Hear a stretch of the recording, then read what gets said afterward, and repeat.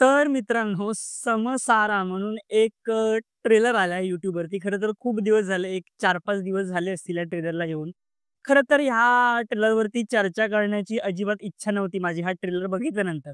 मग आता इतक्या दिवसांनी याच्यावर चर्चा का होते? खरं तर मला एक कन्फर्म सोर्सकडून अशी न्यूज आली की समसारा हा जो ट्रेलर आलाय किंवा हा जो चित्रपट येतोय, हा एक मूव्ही नसणार आहे. ह्याचे अजून काही पार्ट्स येणार आहेत आणि एक युनिव्हर्स असं बनवण्याचा ह्यांचा प्लॅन आहे. कमाल. म्हणजे ह्या ट्रेलरमध्ये जो काही जुन्या काळातला नया अजूबा घेऊन आलेत, म्हणजे व्ही-एफ-एक्स किंवा जी काही प्रोडक्शन क्वालिटी आहे किंवा जे काही सी आहे, त्याच्यावरती मी नंतर येतो. कारण तो खरा मेन प्रॉब्लेमच नाहीये. मेन प्रॉब्लेम आहे तो म्हणजे या चित्रपटामध्ये जे काही डायलॉग्स, या चित्रपटाची ओव्हरऑल रायटिंग आहे ना, ती म्हणजे असं वाटतं की कुठल्यातरी इंटर्नकडून हे डायलॉग्स लिहून घेतलेत. म्हणजे ऐका जरा हे डायलॉग्स ऐका. तुला खंबीर व्हावं लागेल, इतकं की विष पोटात गेलं तरी त्याचं पाणी झालं पाहिजे. अजून ऐका. तू एकदा इथून ठीक झालास ना की आपलं आयुष्यही ठीक होईल. म्हणजे ऍक्च्युली ऑन पेपर जर तुम्ही या चित्रपटाची टीम बघितलीत ना, म्हणजे ऋषी सक्सेना असेल किंवा सायली संजीव असू दे, गिरीश ओक असू दे किंवा अजून पुष्कर श्रोत्री असू दे, हे सगळं ऐकल्यानंतर किंवा असं मराठी मध्ये काहीतरी असं युनिव्हर्स बनतोय असं तुम्हाला कळल्यानंतर तुमची कदाचित रिएक्शन आली असेल की क्या बात है? पण नाही, नाही, नाही, नाही. हा ट्रेलर बघितल्यानंतर तुमची रिएक्शन असायला हवी. अरे कहना क्या चाहते हो? खरं तर अव्हेंजर्स एंड गेम जी काही हॉलिवूडची ती मूव्ही होती, त्याच्यानंतर हे युनिव्हर्सचा जो किडा जो काही हिंदी सिनेमाला पण लागलाय, त्याच्यामध्ये आपण ते स्पाय युनिव्हर्स किंवा कॉप युनिव्हर्सच्या नावाखाली जो काही कचरा केलेला आपल्याला बघायला मिळतोय ना, खरं तर मला वाटलं होतं की मराठीमध्ये तरी ॲटलीस्ट ओरिजिनल कंटेंट ओरिएंटेड किंवा काहीतरी सेन्सिबल सिनेमा बनतायत.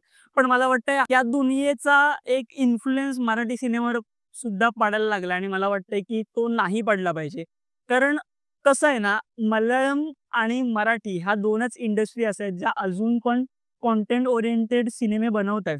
पण मल्याळम आणि मराठीमध्ये हाच एक फरक आहे, की मल्याळम इंडस्ट्री कुठेच त्या इन्फ्लुअन्स खाली नाहीये, की जग काय बनवतंय ओव्हरऑल व्ही-एफ-एक्स असू दे किंवा एकदम अशी कन्सेप्ट की भाई दुनिया हिला देंगे असं काही नाहीये. ते कंटेंटवर त्याचे टिकून आहेत आणि मराठीने पण मला वाटतंय तेच करायला हवं. आपल्या कंटेंटवरती टिकून राहायला हवं. मला माहिती आहे ह्या सिनेमाच्या बाबतीत काय झालंय. त्यांची एक विजन होतं ते खूप असं ब्रॉड होतं. एक मोठ्या वेगळ्या पद्धतीची काहीतरी स्टोरी आपण मराठीमध्ये आणावी.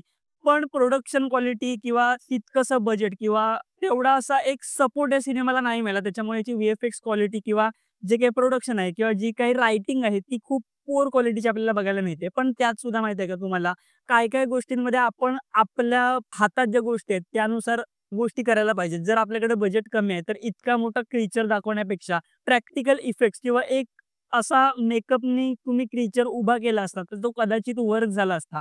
आणि तुम्ही जर हा पूर्ण ट्रेलर बघितलात ना, तर ते जे काही एकसारखं तयार केलंय, ते पण काही-काही सीनमध्ये असं वाटतं, की त्याने प्रॅक्टिकली ते तयार केलं असावं आणि काही-काही ठिकाणी ते एकदमच कार्टूनिस्ट वाटतं. कधी-कधी म्हणजे मी जे काही असं म्हटलं ना, की ही इतकी तगडी कास्ट किंवा ऑन पेपर असं काही ते युनिव्हर्स वगैरे ऐकून असं छान वाटतं. पण जेव्हा ॲक्चुअली तुम्ही हा ट्रेलर बघितलात ना, तर काही-काही वेळेस असं मला वाटत होतं, की विक्राल और घबराल मधला एखादा एपिसोड सुरू झाला.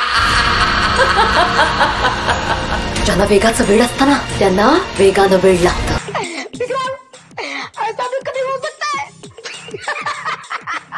आता खरं तर सायली संजीव किंवा ऋषी सक्सेना असे 2 स्टारकास्ट असल्यामुळे त्यांचे सो कॉल्ड क्रश असलेले लोकं हे हा सिनेमा बघायला जातील. पण सिनेमा म्हणून आपण काय देतो इंडस्ट्रीला हा सुद्धा खरंच विचार करायला हवा. आता कालच आपण रिव्ह्यू केला तो जारणसारख्या सिनेमाचा. इतकी तगडी प्रोडक्शन क्वालिटी, इतकी चांगली कन्सेप्ट, कुठेच काही मोठं व्ही-एफ-एक्स नाही, एखादा मोठा क्रिएचर दाखवलेला नाही. पण तरीसुद्धा एक चांगला सिनेमा दिलेला आहे मराठी इंडस्ट्रीकडून आणि एके ठिकाणी समसारासारखा ट्रेलर येतो. आणि खरंच मग आता आपण म्हणायचं का, की आपण मराठी इंडस्ट्रीला सपोर्ट करा, नक्की काय सांगायचं मराठी यूथला किंवा ऑडियन्सला, की ह्या सिनेमाला सपोर्ट करा. आता मला माहिती आहे, की तुम्ही सगळेजण कमेंट सेक्शनमध्ये निगेटिव्ह कमेंट्स करणार आहात, की तू जर सिनेमा बघणार नाहीयेस, तर मग कशाला बोलतोयस? पण तुम्हीच स्वतःला विचारा, की हा ट्रेलर बघितल्यानंतर खरंच तुम्ही स्वतःचे पैसे खर्च करून हा सिनेमा बघायला जाणार आहात का? आणि जर जाणार आहात, तर मग तुम्ही झापक-झुपूकला सुद्धा सपोर्ट करायला हवा, असं मला वाटतं. बाय द वे हा सिनेमा येतोय 20 जूनला आणि खरं तर तसा कॉम्पिटिशनला कुठला सिनेमा फार नाहीये. सितारे जमीन पर हा सोडला तर. पण सितारे जमीन परचा सुद्धा असा तितकासा बज नाहीये. पण म्हणून कॉम्पिटिशनला कुठला मूव्ही नाहीये म्हणून हा सिनेमा चालेल अशी अपेक्षा जर ठेवत असाल, तर तसं काही होईल असं मला अजिबात वाटत नाही. बाय द वे जर तुम्हाला चांगला कंटेंट बघायचाच असेल, तर अजून 4 दिवसांनी पंचायतचा सीझन 4 रिलीज होतोय. तो घरी बसून बघा. बाकी तुमची काय मत आहे त्या ट्रेलरला घेऊन हे कमेंट सेक्शनमध्ये मला नक्की कळवा. आणि मूव्हीज, इनसाइट्स, न्यूज आणि ट्रेंडसाठी मिंट एंटरटेनमेंटला सबस्क्राईब नक्की करा.